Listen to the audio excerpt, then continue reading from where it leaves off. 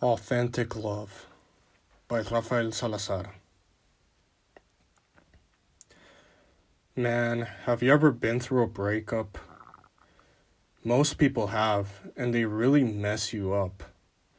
Aside from death or serious physical diseases and injuries, a breakup can be one of the worst, most painful things that almost everyone will go through.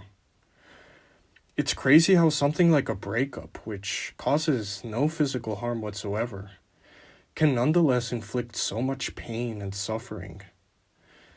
It's like your whole psycho-emotional body was slammed by a train at 120 miles per hour, leaving you shattered to pieces with no idea how you put yourself back together. You're left feeling broken, alone, and resentful, which is why a breakup is kind of amazing and can provide a great teaching, because it exposes you to the fact that you have much more depth, sensibility, and aliveness than you thought. Of course, in the beginning, it screws you up big time, throwing you down a spiral of depression, regret, and shame. You might try to cover the pain by shoving food down your throat, or getting drunk, or getting high, or more typically by just trying to replace the love for the person you broke up with resentment, hate, and blaming them for what happened. But none of those things really get you anywhere, and almost all failed relationships have no one to blame, because they are like car accidents. You just weren't paying attention. You missed something. You took your eyes off the road and slammed into a tree. Shit happened. But after a while of feeling the heartbreak and being aware of it, something starts happening to you that is really amazing. You might realize that the fact that you can feel this pain is pretty incredible, and the pain can make you feel more alive and aware than ever. Now, if you could sum up what it is that makes you suffer so much when things like this happen, it is that you feel like you lost love. Not only with a breakup, but when a loved one dies, or you lose a friend, or you get into a fight with your family, it all makes you feel as if you lost love, or as if the love is dying or dissolving. It drives you to feel the opposite of love, which is fear. You feel afraid of the pain of loss. And because we become afraid of the pain of losing love, we close ourselves to love. We shield our soul with a sort of cold indifference and commit ourselves to closing our heart so that we don't get hurt again. But after a while, this leaves you feeling bitter and desolate. And you realize that the desire for love is never really going away, no matter how many times trying to fulfill that desire has hurt you. So how do you deal with this? Let us reflect on what love really is. In the context of a relationship, it's as if the certain person you are with is filling you up with love, as if they are the source of love, which is why we say that we give each other love. Yet the truth is that love is something that is felt inside of you. It arises from within you. It comes from the depth of your being. It's not that the other person is the source of the love you feel. It's more that they touch you in a certain way that makes love pour out of you, and you do the same for them.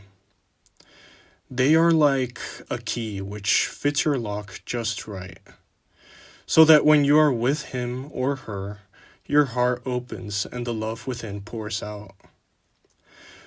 But I think it's important to understand that the intense love that a person makes you feel is a love that comes from within you.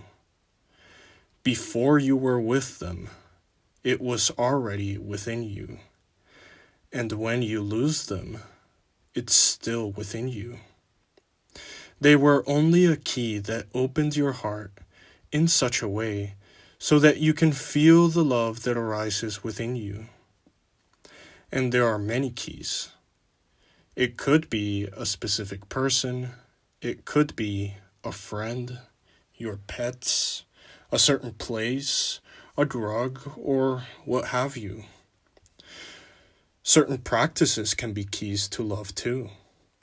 For some people, meditation can be the key that opens their heart. To others, it might be going to church, or having sex, or tripping on LSD. Yet I think it's important to understand that these are just keys to the love that is already within you and is always within you. The love never comes from the outside world of appearances. It comes from within you. It is you. And the person or thing that makes you feel a lot of love is simply a very good mirror that allows you to see what you are, love. Pain and suffering come when we become attached to a certain key to love. It comes when you begin to believe that that certain person or thing is the only way in which you can make love arise within you. This makes you become attached, and you become afraid of losing that key, which paradoxically makes you more likely to lose it. The fear of losing that key to your love can make you jealous, possessive, needy, and if that key is a person, this can obviously drive them away. This is also why we become addicted. A person might, for example, see weed as the only key that they have to love, and so always make sure that they have weed and feel uneasy when they don't. Attachment to people and things comes from the belief that they are our only sources of love, that they are the only keys that can open our hearts, and if we lose them, then we won't ever find another key again. Yet, this is really an illusion, because there is no love to get from the outside. You already are love, and it's always coming from within you. You could lose everything you care about tomorrow, and the source of the love that those things made you feel will still be within you. It will always be within you, despite the pain that losing those attachments can create. I've come to realize the hard way that the best way to avoid the pain of loss and heartbreak is not to close our hearts and avoid feeling love, but to instead open our hearts as much as we can to everything. That is, to try to love everything as much as we can without becoming attached to anything. Because, in truth, you can turn anything into a key to your love. And in fact, everything that happens to you, no matter how painful, is so that you fall deeper into what you really are, which is love. You try to see everything that happens, every aspect of the universe, and everything you do as a teaching of love. So that it's not just one person or thing that shows you what love is, but the whole living cosmos that surrounds you. The more you do this, the less attachments you will have. And this is a practice, it's a skill. If anything, it's all spirituality really is. It's okay to not be able to see everything as love all the time. After all, the most frightening thing for the ego is to open your heart completely to the universe. Our mind always tries to condition love.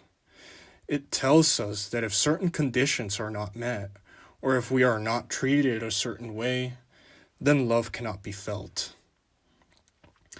But I think everyone should strive to feel love despite the circumstances, or even more radically, to see every circumstance as one of love.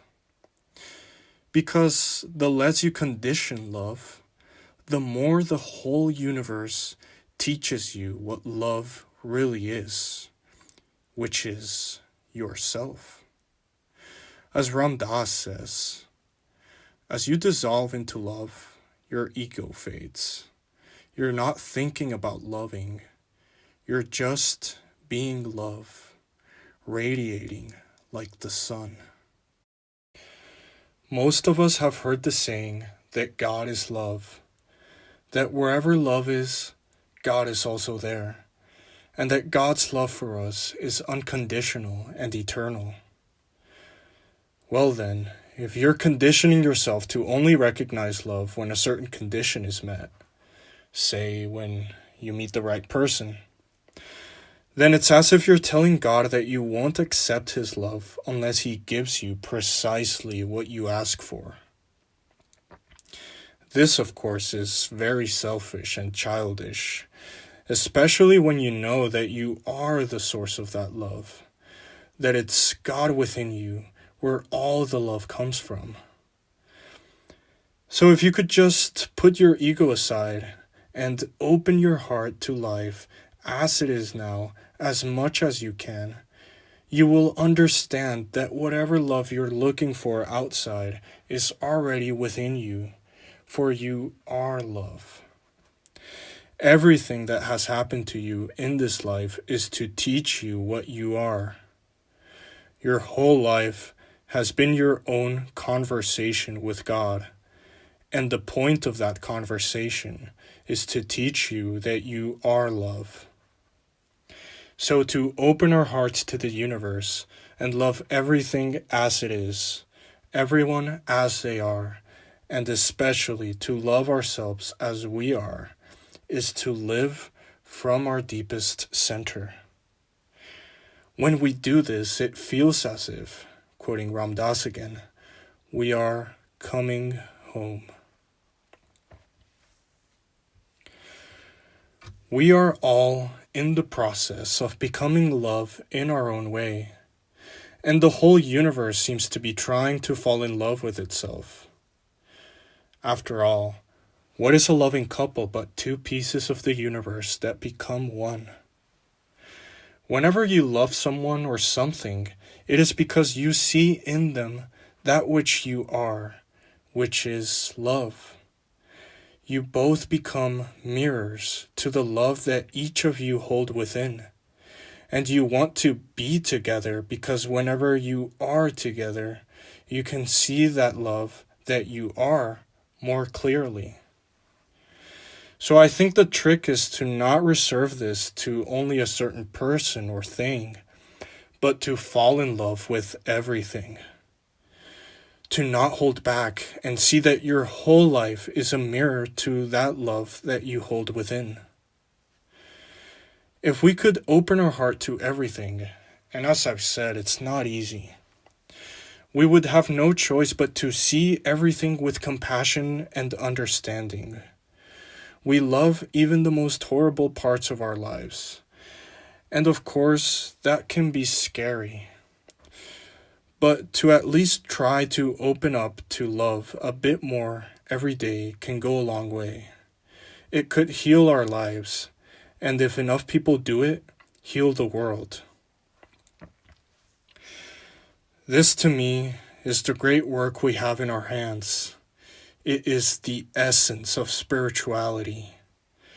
To open our hearts until we reach the point of understanding that we are all one spirit, one love.